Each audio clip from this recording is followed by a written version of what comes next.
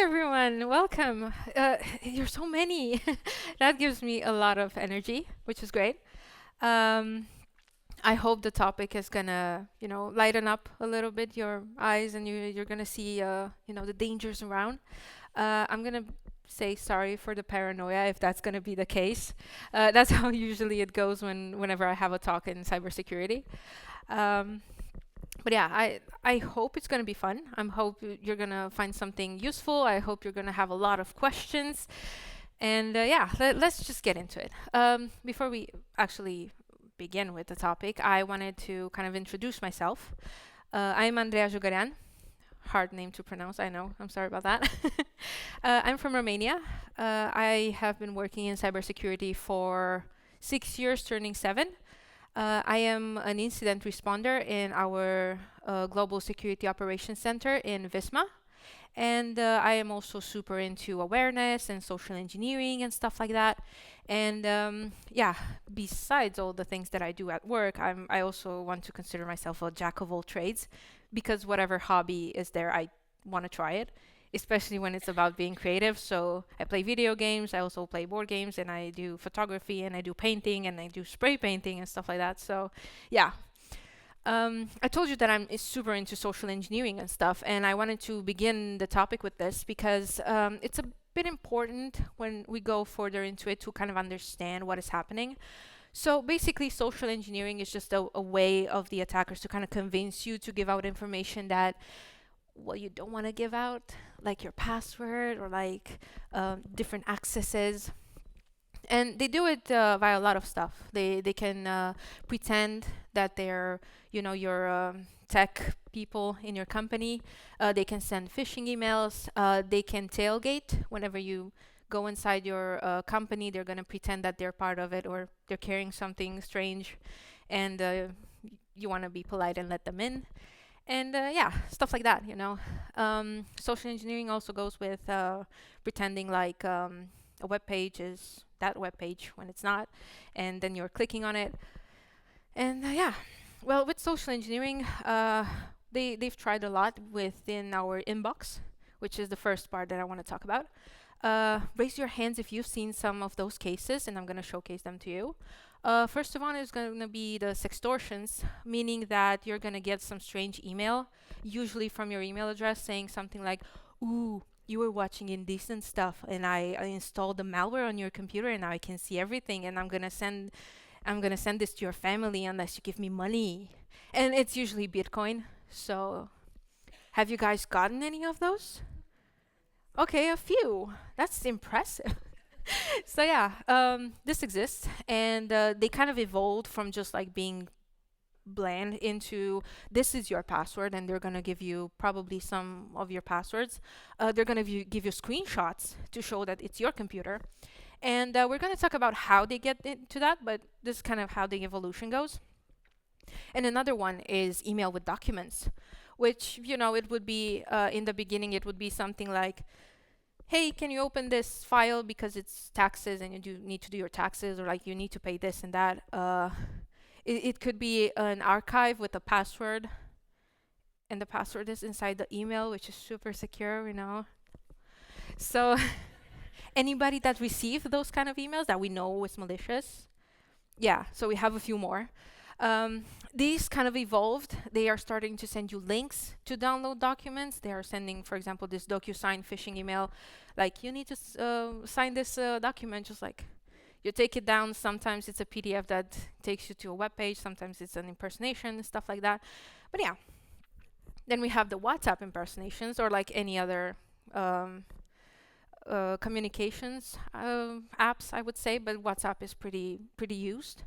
In the beginning, for example, in our case, our CEO would be widely impersonated, and it would consist of just a picture of the CEO that you would find online, and they're gonna be something like, "Hey, I want to buy this company, but I don't have the money. Can you send me the money, and I'm gonna give you like 50% of the thing?" And of course, that's how the CEOs work, right? They just ask normal people for money. But now, in another case that we saw, it kind of evolved. It started sending video messages that were sounding like our CEO. We also had impersonations of our MDs, the managing directors. Same situation. It sounded like them. It's still the same. The phone number is very, very weird. You don't have it anywhere inside of the organization. And yeah, they sound a little bit like Google Translate-y. But yeah, this is kind of how it all started, right?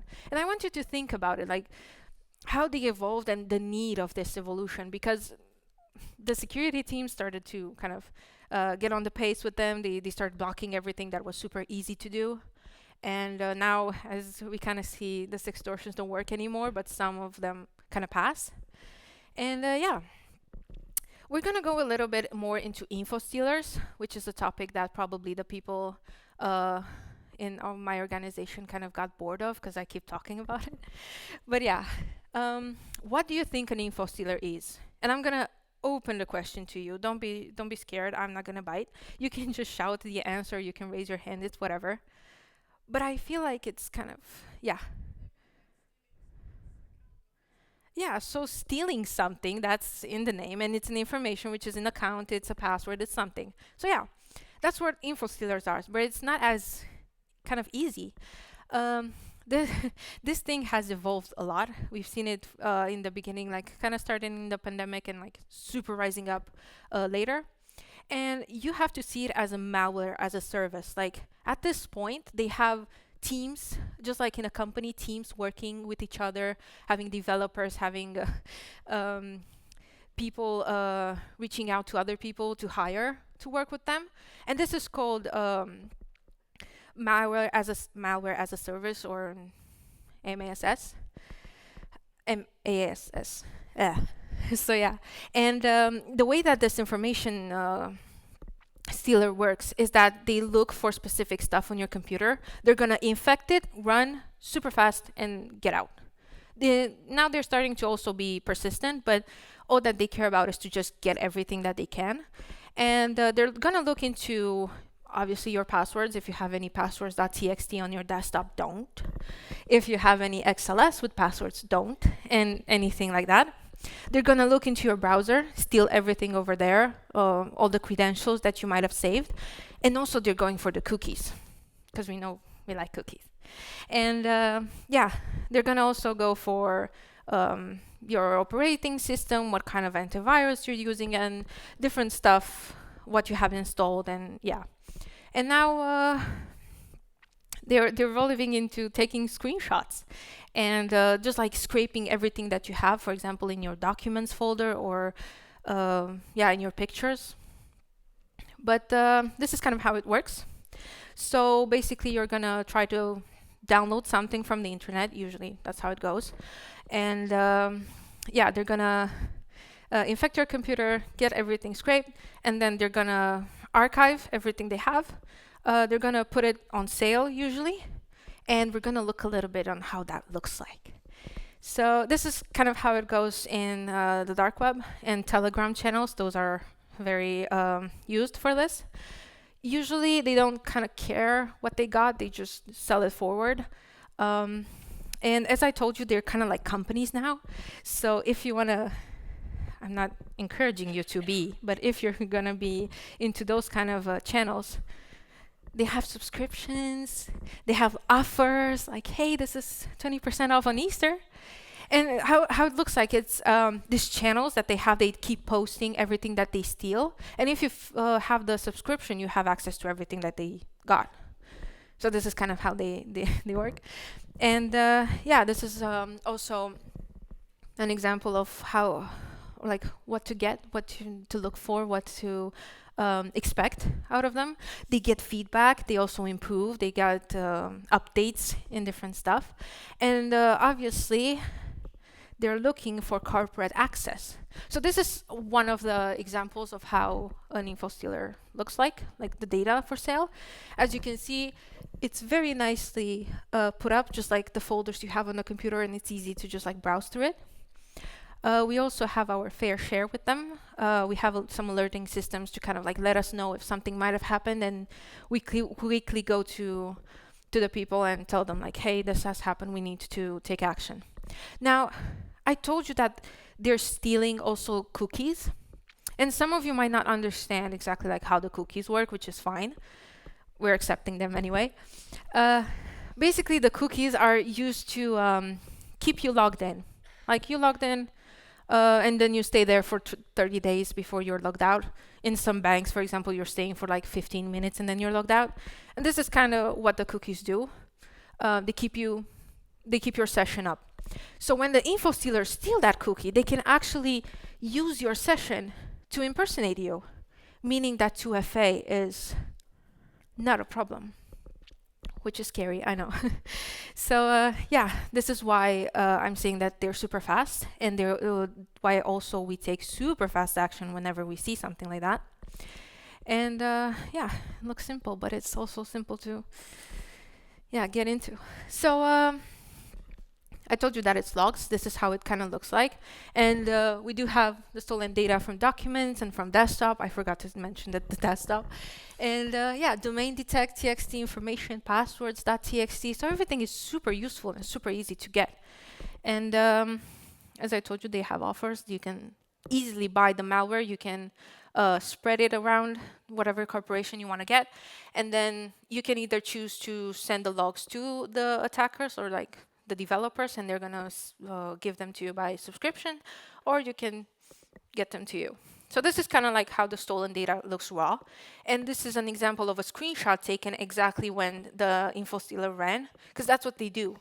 They would just take a screenshot whenever that happened. And in this situation, if they're going to send you an email saying that they infected your computer, it would be more believable to see this and be like, oh my God, yeah, I was watching that movie. So yeah, it's a little bit scary. And I did say that they're selling it. Wouldn't it be cool to know for how much? And now this is where I'm asking you to kind of guess, so we can see like the expectation versus actual reality. So I would just like for you to shout a number, I guess, for whatever you think your data is worth. So we don't care. It's just put out for sale. They take it, they have it. If it's a corporate, that's great. If not, that's either way. You choose the currency, but it would be nice to have it easily converted. Huh?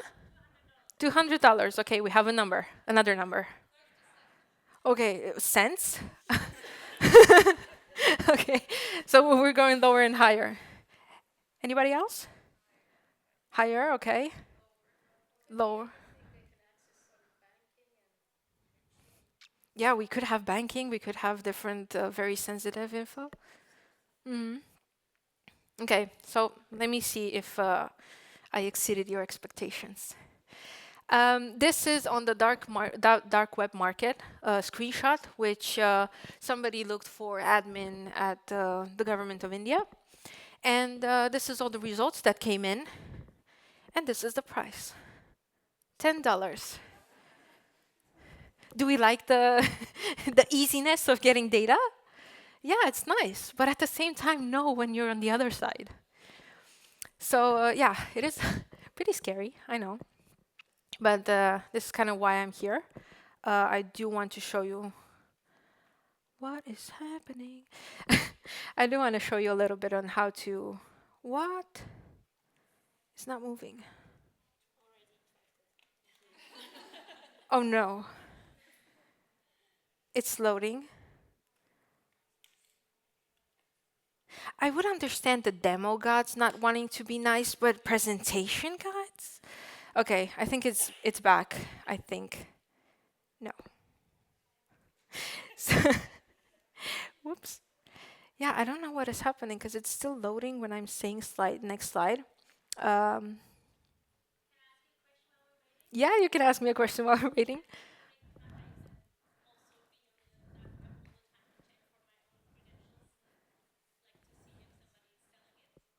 Oh, you want to go and check it for your credentials?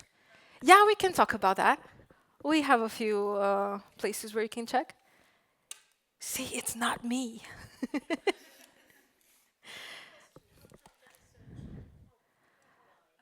Yeah, it's just it's also the volume, yeah, why it's cheap. Sorry, what? Yeah, they don't. They could look into the effect of the damage if they care to go forward for like a specific company or stuff. But it's usually just like logs. Just take it raw. We don't care about it because it's still like it's also the subscription base that they're usually going for. So this is just one. But yeah, fun thing.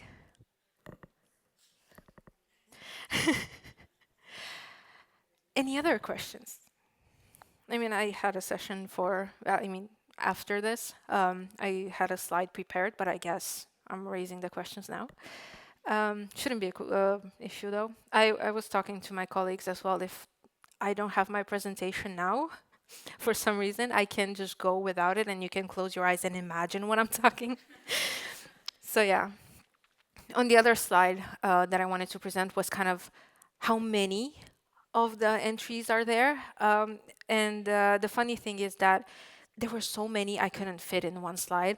And it goes down and it goes down and it goes down. And then, well, I wasn't having it. I was deleting all of them and it kept being there. And I was just like, yeah, whatever. So just like imagine the slide text, it was double columns. So it was like on the left and on the right. And the writing would have gone further than the ground. That's how many stuff were for sale. And those are the malware logs, which they sometimes do like a compilation, a collection of different emails with their passwords and stuff like that. So it's old stuff, in my opinion. Especially if you have a security team that is super reactive to those kind of stuff, it's old. But if it's not, well, there's the problem because they can use this to kind of get into your company or use your Netflix account. Because I have seen Spotify accounts for sale and they were just $1, so Netflix is the same. Do we have it? Yeah. Oh, it was I think the slide that I was talking about was too big. Oops. Man. Okay. You did a mental picture of that. I'm pretty sure. So let's go a little bit forward. Do we have any developers in the room? Expected, yeah, great. So you guys use Visual Studio Code or like Notepad++, right? Or yeah, this is kind of the page where you download Notepad++ from, right? Or this one? Huh? Which one is it? So we're gonna go a little bit into the thing that we call a malvertising, right? It broke again. So yeah, it broke. So malvertising is the phenomenon in which the attackers are gonna kind of pay ads to get on top on your Google searches, for example. And when you're paying for ads, it's not the actual context that they're looking for, is just the highest bidder. So in our case, we had this as an actual case in Visma.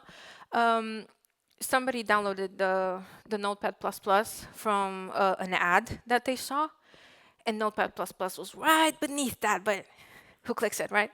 And this is what it was presented with.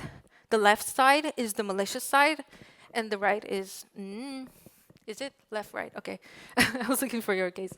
And this one was the actual Notepad++, and it's pretty similar, right? This is how the downloads look like. It's broken, but it works. And yeah, it's pretty hard to spot it, right? That's scary. Because now what they're doing is not only going for the software that you would download in case you don't want to buy it.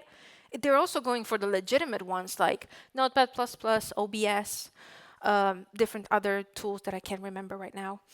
But yeah, another case that we had, this is called a raccoon stealer. That's why I put the little raccoon. You can see that they were looking for key generators for like to activate something. This is the activation. Ultra edit, yeah, crack. And of course, they went on the wrong side and they got infected. And this time, the malware was let's say, filled in with dummy data or something, and its size was too big to actually get into a sandbox and analyze. This is something that the attackers do, so it would be harder to tell if it's an actual thing or not. And yeah, this is the alert that we got in our anti-malware. And you can see that the file name was software.exe, very legitimate. That's the big file size. And also we have threat indicators showing that it's tried to be persistent, meaning that even if you restart your computer or even if you shut it down, when you start it back up, it's going to still be there, so it's not cleared. And yeah, the malware actually executed, so all the information was stolen from the user. And this is how it looks like. As you can see, it looked into Chrome, it looked into Firefox, and tried getting everything that was saved there. And yeah, we also saw some connections to weird IPs. Now, those IPs are something that we call a C2, which is a command and control server. That's the server of the attackers, usually, where they send information or where they download from. And yeah, we saw connections to some bad IPs. So you saw the 831, and there's another 77. And looking into abuse IP, the 77 was definitely bad. And yeah, this is kind of how it goes. But we started detecting those kind of things. Google started detecting those kind of things. It's not very easy to kind of remain there. So they found another way in. Have you guys seen those stuff? Hands up? No, down? No. Okay. So basically, when you go on the website, sometimes it asks you to kind of show that you're human. And sometimes you click on a button, sometimes you get the CAPTCHA. Those guys are asking you to install your cookies. That's not a thing. So whenever you're asked to install something, run the other way. So this is either through installation or a very, very creative way that they did. It's this one. It's copying a command into your clipboard, and then they're saying, oh, just press the Windows R key and paste it there and run it. You don't know what is happening. It shows you that you're a human. And then it installs malware. And that's the thing that is super weird whenever you're browsing the internet. But the people just do it because they feel like that's how it's supposed to do. Because they don't see anything malicious into just pressing some keyboards. But it is bad. And you can see that they kind of increased, especially like over here. So they're just going with it. And we've seen a lot of those kind of situations in our team, especially. And yeah, I wanted to show you a little bit of code as well. It's very interesting because this usually goes on a Telegram channel. They have everything automated. They're gonna have their phone next to them, and everything just pings. Hey, I got this person's password. Hey, this person is on your website. And they also are very nice to use emojis. It's easier to map, I guess. And you can actually see like the conversation place and how it looks like. You have the IP, the region, the OS, everything at their hands. And yeah, that's pretty scary because, as I said, it's very, very fast. In a few seconds, everything's gone. And this makes you kind of question yourself, like, how can I stay safe? And this is something that I want everybody to think about and maybe have a few suggestions. Because I have some suggestions prepared, but I wanted to see what you would say in this situation. So, huh? Just use Linux. That's sure. Usually, at the end of my talks, the resolution for everybody is just don't use a computer. Don't go on the internet easy. But we're in tech, and tech is kind of weird without the IT part. Anything else? The Linux, though, is good if you're open to it. Be more suspicious. Yeah, paranoia is our friend. When? Don't save the cookies? No, that's not how it works, though. That's the session cookies that we're talking about. And if... Yeah, the thing is that if you're going to delete the session cookies every time you're finished with your session, it means that you have to log in every single time on all the things. Yeah, I guess. But that's something that we don't have control over.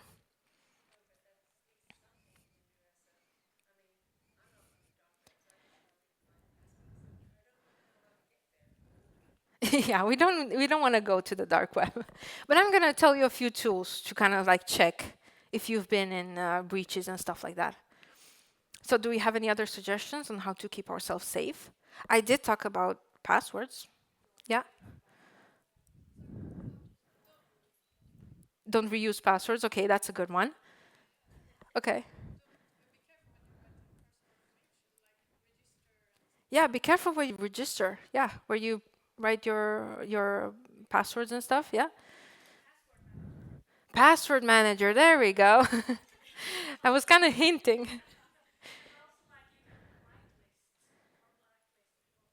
Yeah, you can whitelist, blacklist, stuff like that. Yeah, that's true. But would it be a yay or a nay to have a password manager but save the 2FA in the password manager? Do we agree with that? I'm not asking if you're doing it, but if you agree with that. That's a no-no. Because the 2FA is actually something on top of your password that you're supposed to provide to kind of show it's you. But if we have it in the password manager, it's the same place. If they're going to break in, they're going to have both. So that's not a good take. Do we have any more ideas? Yeah? Check all the sources. Yeah, URLs, downloads, stuff like that. Yeah? I had another hand here.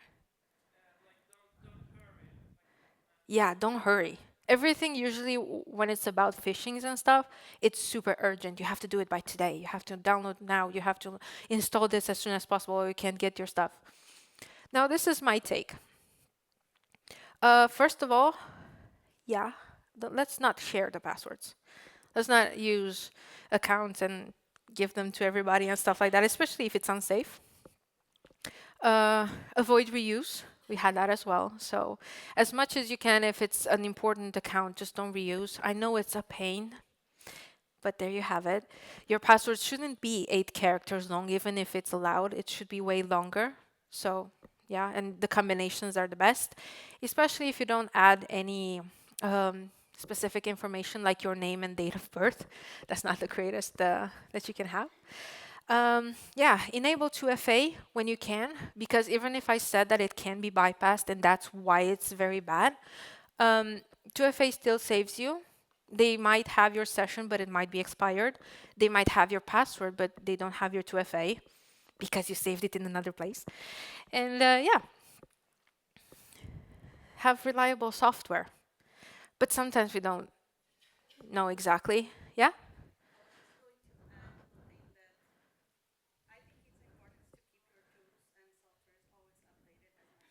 Okay, so we have updates. Mm-hmm. Yeah, so update.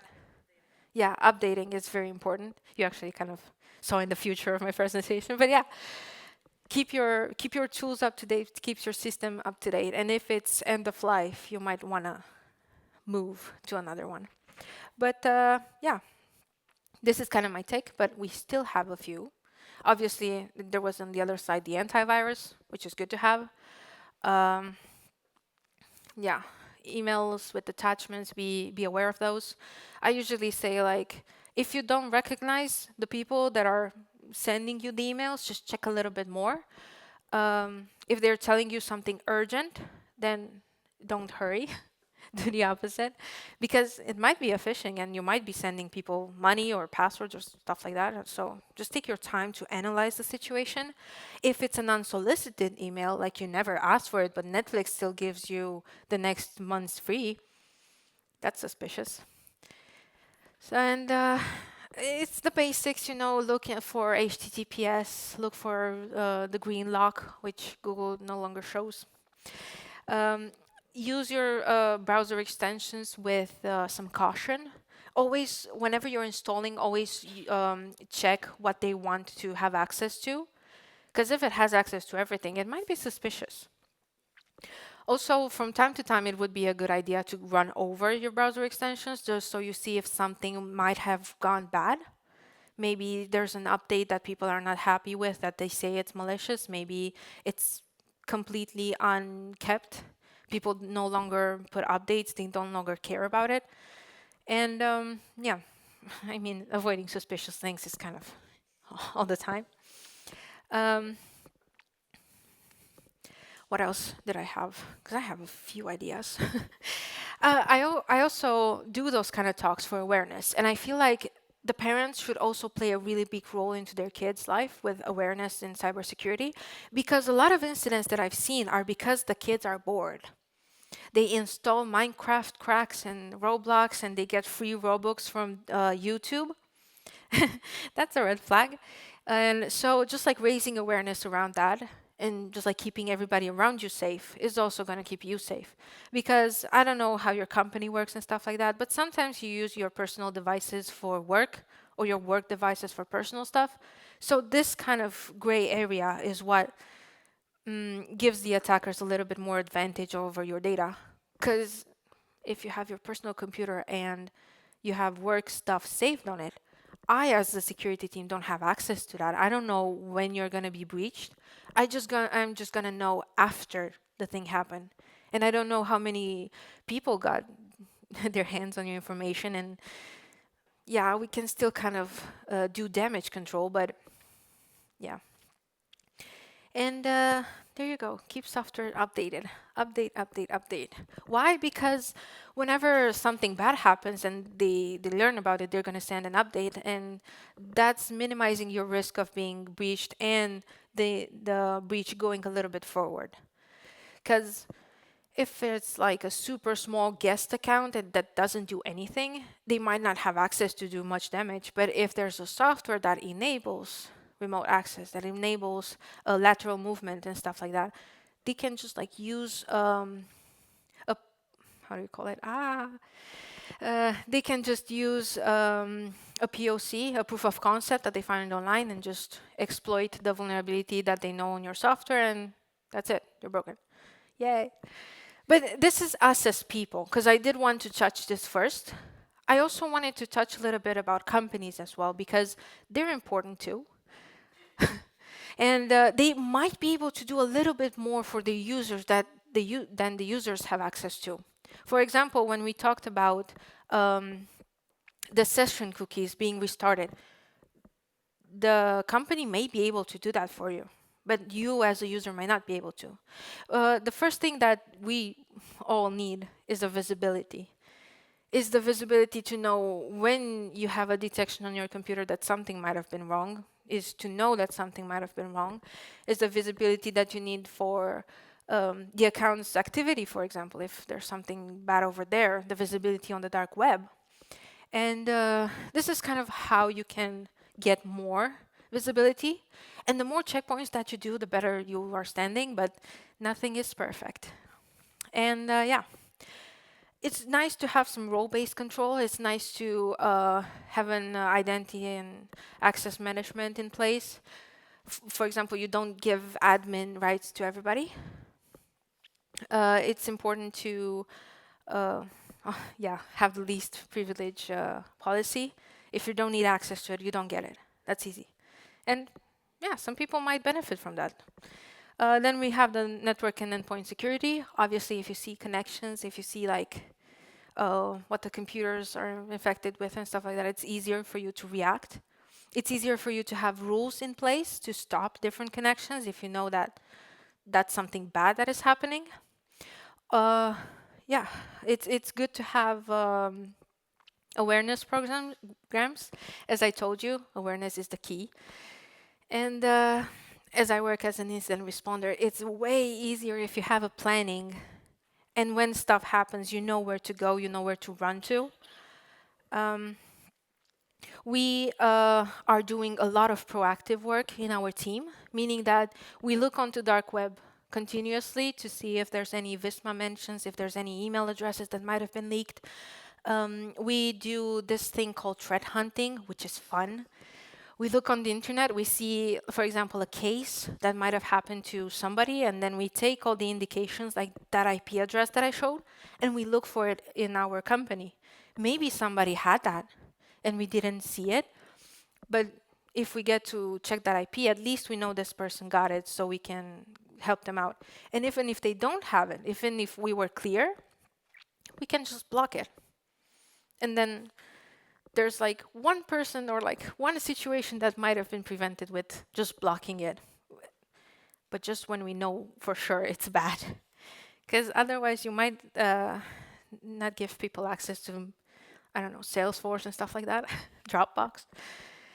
And we also need to understand the users because, yeah, as I said, sometimes it might be a very gray area when it comes to the device policies. Maybe I am a developer and I need more computing power than my laptop has, but I have a gaming computer. I can use that.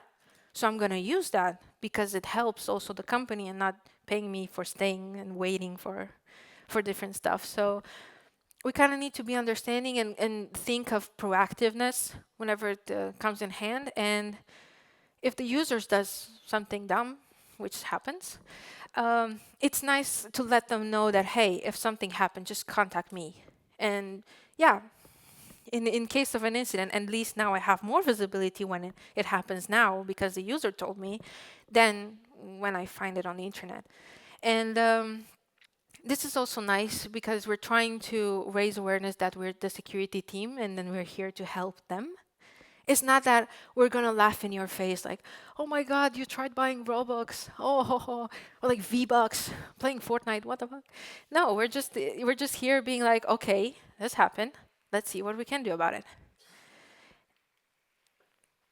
I hear clapping on the other. But yeah, time for the Q&A. We do have a mic that's gonna go around the place for people to ask questions. So bring them on.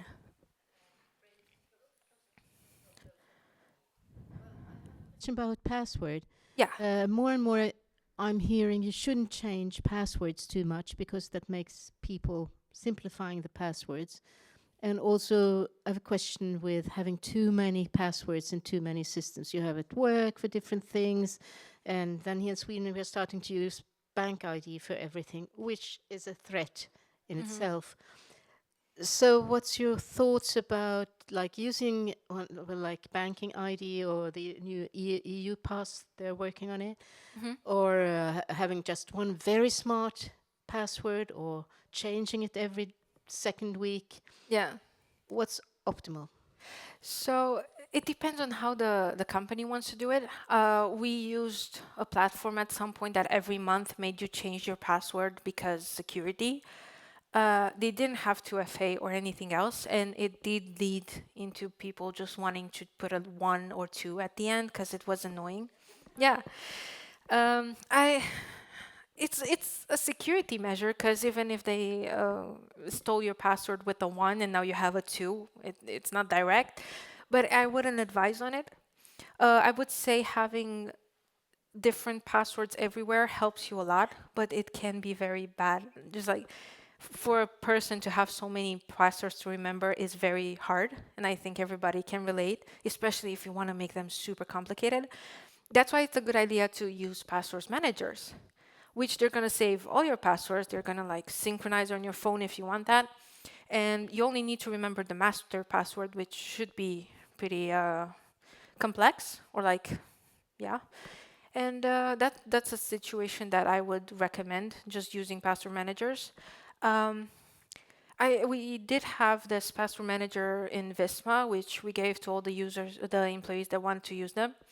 And I have to say, if you're going to migrate to a password manager, delete the passwords from the browsers because it doesn't help if you have it saved both places. So that's a thing that I also am reminding myself of. But yeah, I would recommend just password managers to FA whenever it is possible. And yeah, that policy may be annoying with changing super quickly, but it depends on what people want to use. I wouldn't recommend it because, as you said, people are just gonna one, two, three. Yeah. Do you know if our phones are at risk as well, or is it mostly just the computer? Yeah, the phones are at risk as well, but not as much. Those are usually being targeted with SMSs. I don't know how it works in Sweden, but in Romania, they would send messages like, hey, your parcel has been stopped at the post office because reasons, and you need to pay this fee so you can get it. And click on this link, and then yeah. That's, I can see that a few people relate, so I guess that's your issue as well. So this is kind of how it goes. Yeah? Over there. Yeah. Yeah, so I have a question. Sometimes I share my data with third parties, and sometimes I don't keep updated on how it's going with all this company. And most recently, say with 23andMe, and they're about to be sold to another company. And in situation like this, so how can what are the risks, and what can I do in terms of risk mitigation? Yeah, I understand it. It's indeed very interesting to kind of like try to see where your data is and how much they have. Thanks to GDPR, you can just request to have it deleted, and that's a very cool thing that we can do. We can also download all the information that they have on us so we can keep track of it. That's kind of how I would say that if you want to delete your data, you can do that. If you want to look a little bit into who's buying the solutions and who's buying the companies that you have, maybe it's somebody trusted, or maybe somebody that you definitely don't want to be associated with. So it's a little bit more into the research part on that side. I saw a raised hand there. Yeah. How do we protect our cookies? You can't. That's more on the solutions. For example, some banks might have only 15 minutes of keeping your cookies up because they're banks, and it's annoying because until you actually get to do something, you are logged off and you have to log in again and stuff like that. But it helps security-wise. And then there's other websites, let's say like Facebook, that's not gonna make you log in again and again and again every minute. So it's kind of on their side. But that also depends on your company if it has this kind of a coverage in which they can reset your sessions. And it's going to be annoying to log in again, but it helps. I think there's another question there and here. No. Okay, sorry. I had a question about the log in and log out. Or let's say switch on and switch off the mobile phones once in a while and the computers. I mean, I never save a password on the computer. Still, sometimes it pops up. I don't know what I'm doing wrong. And we're at home, we have totally different approaches to it. My husband never switches anything off, and he hasn't had any breaches or malware.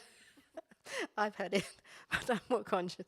So what do you suggest? Is it good to really switch on and switch off the computer once in a while? I mean, I would say it helps, especially because you need the switching to happen for the updates to be part of that. Sometimes they're requesting to restart and you hit not now and then you forget about it. So when you actually turn it off and on, it's going to do that. So it's helpful.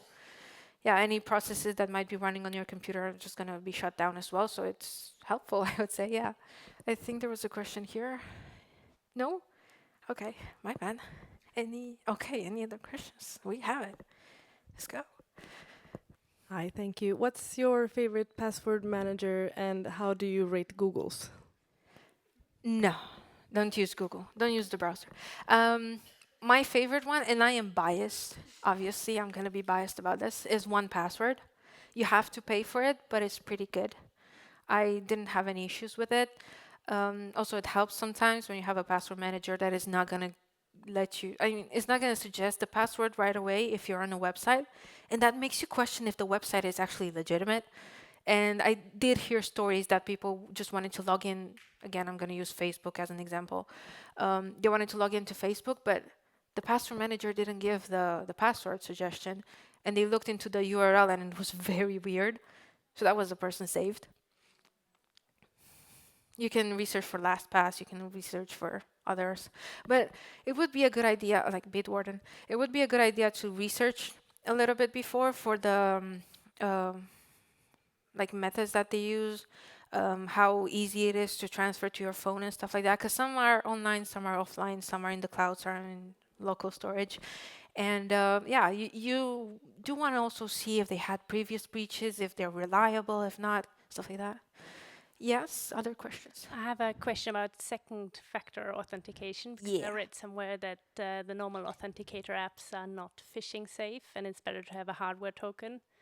Do you agree with this? So like a small USB dongle or something? Yeah, I know what you mean, the YubiKey stuff. Yeah. Yeah, yeah, yeah. Should we all have that? I mean, if you want, you can. It's a very cool thing to have, and it's very reliant, yeah, because you're the only one that has it.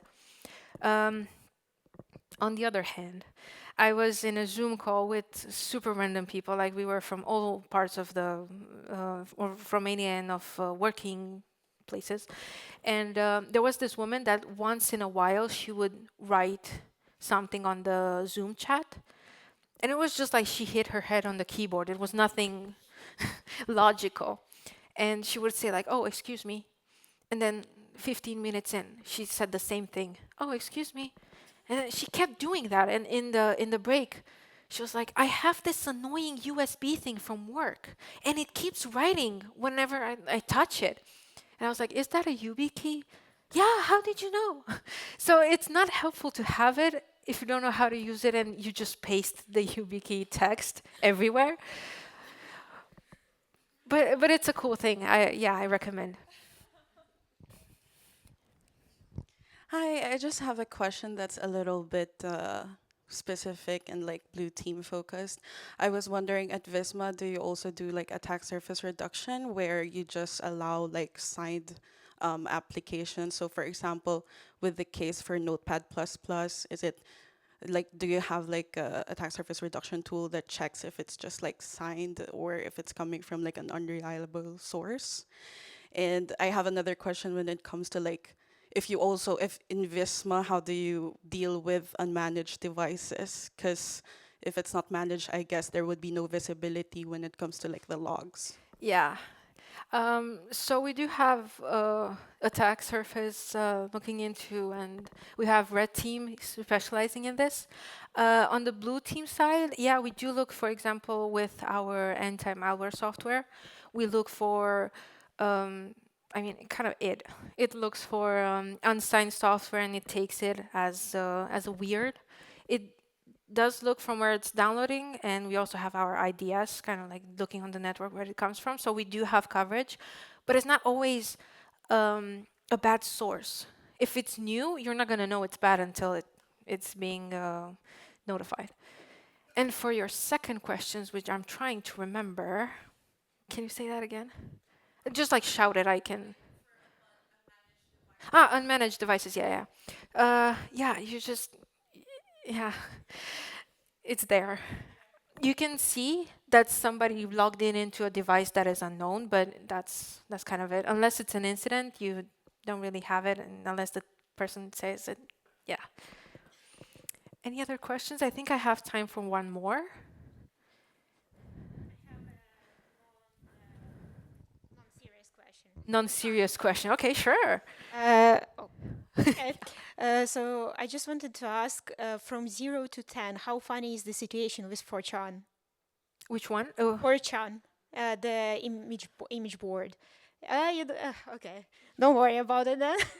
I would say it's pretty funny. Yes, It is. because of the 2012 database. Like, Yeah. I know what you mean. Yeah. So for the ones that are wondering how they can get to know if their account has ever been breached and stuff, there is a website. It's called Have I Been Pawned, which is PAWNED. And you can go there, put your email address in. I promise it's not a scam.